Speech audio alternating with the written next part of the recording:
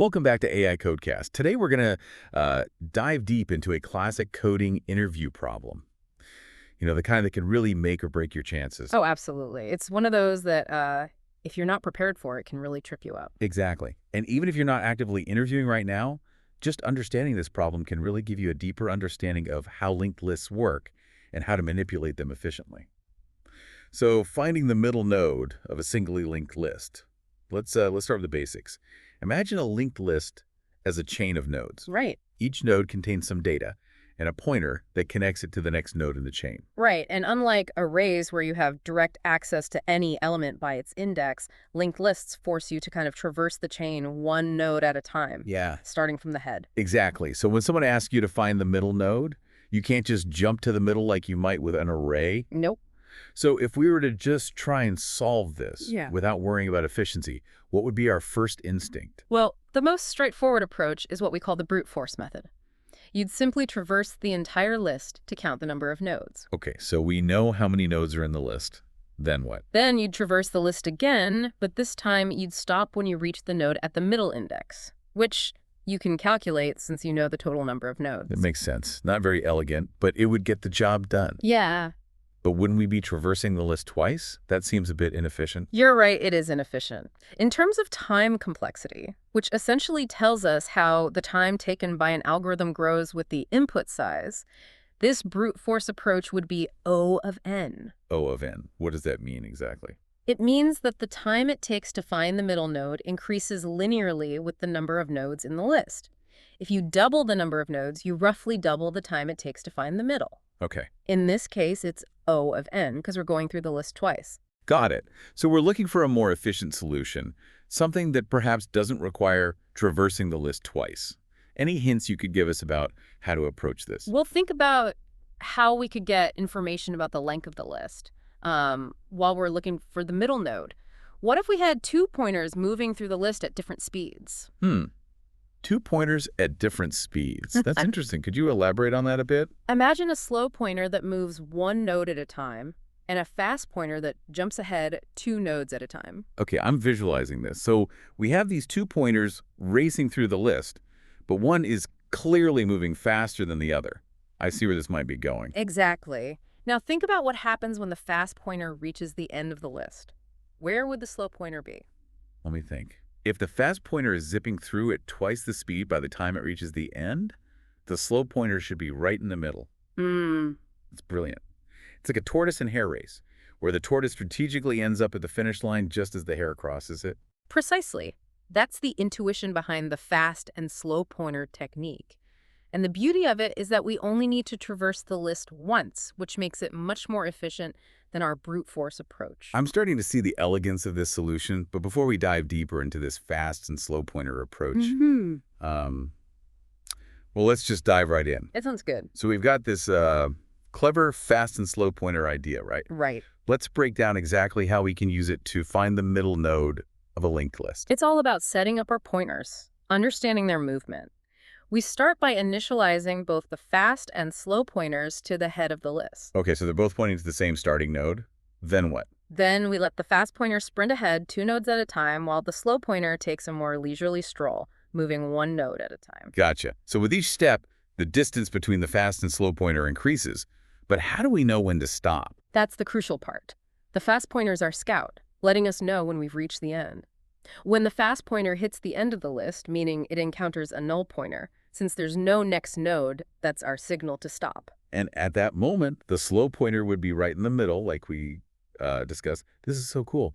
We're essentially using the fast pointer to indirectly guide the slow pointer to the middle without having to calculate the length of the list beforehand. Exactly. And since we only traverse the list once, this technique has a time complexity of O of n, which is a significant improvement over the brute force method. You mentioned time complexity. What about space complexity?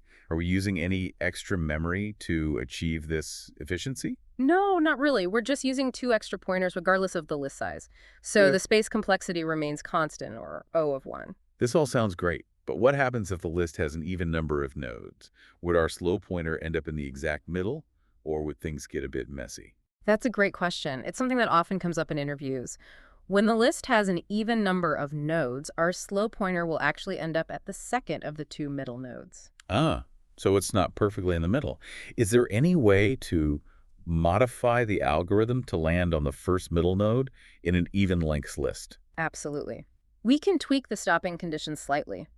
Instead of stopping when the fast pointer itself hits null, we stop when the fast pointer's next node is null. That makes sense. By stopping one step earlier, we ensure that the slow pointer lands on the first of the two middle nodes.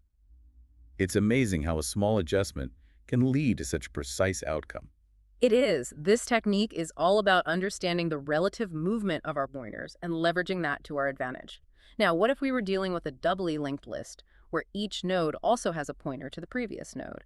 Would this approach still work? Hmm, that's an interesting twist. We can still traverse the list, but with the added ability to go backward, things might change. What do you think? Well, the fast and slow pointer technique would still work for a doubly linked list, but it might not be the most efficient approach. Why not? We could still use the same logic of moving the fast pointer at twice the speed of the slow pointer, right? We could, but the beauty of a doubly linked list is that we can traverse it from both ends simultaneously. Ah, I see where you're going with this. We could have one pointer start at the head and another start at the tail, and then move them towards each other one node at a time. Exactly. They would meet in the middle, effectively cutting the traversal time in half. So, while the fast and slow pointer technique is powerful, sometimes the structure of the data itself might offer even more efficient solutions. This is reminding me we've been focusing on finding the middle node, but this fast and slow pointer idea seems like it could be applied to other linked list problems as well, right? You're absolutely right. The fast and slow pointer technique is surprisingly versatile. For example, it's a key part of an algorithm called Floyd's Tortoise and Hare algorithm, which is used for cycle detection in linked lists. Cycle detection. That sounds intriguing. Could you tell us more about that? What does it even mean for a linked list to have a cycle? And how do these two pointers help us detect it? So, a cycle in the linked list sounds a bit like a paradox. How can a list, which is supposed to be linear, right, loop back on itself?